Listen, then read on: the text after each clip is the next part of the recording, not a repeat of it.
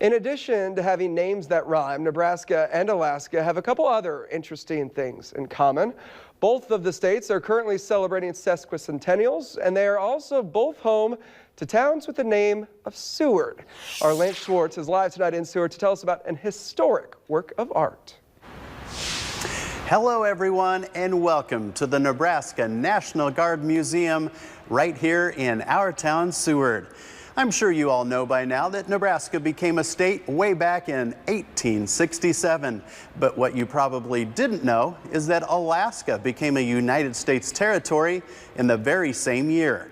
To celebrate its 150 years in American hands, Alaska created a statue of William Henry Seward.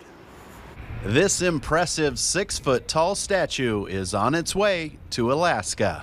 By the President of the United States of America proclamation. And the reason this $200,000 statue happened to make its way through Seward, Nebraska is because it's a statue of the man that Seward was named after, William Henry Seward.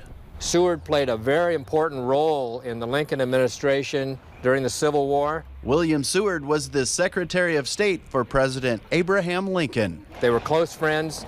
He was his closest advisor. William Seward negotiated the $7 million treaty agreement with Russia in March of 1867. I'm an architect. Actually graduated from the University of Nebraska here and moved to Alaska about a year after graduation. Wayne Jensen spearheaded this entire effort to get this lasting work of art created. I'm the co-chair of the committee in Juneau to erect this statue to commemorate the 150th anniversary of the Treaty of Cession. This statue is about 4 years in the making. We are very pleased with the outcome of this. I think the artist really captured, a very thoughtful pose and one that's very serious. On April 15th, the night that Abraham Lincoln was assassinated, the plan was to also assassinate Seward and Vice President Andrew Johnson.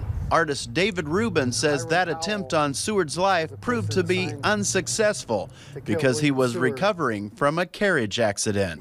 He would have been assassinated that night, but his life was saved because he was wearing a metal brace around his neck to support his jaw. David Rubin and his sister Judith sculpted this statue in the basement of their mother's home in New York City. It's taught me a lot about history. Erica Cradaville of Seward, Nebraska, thought it was important for this statue to make a special detour on its way to Alaska. To signify William Seward for what he did while he was Secretary of State, and to see the tie from Seward, Nebraska to Seward, Alaska.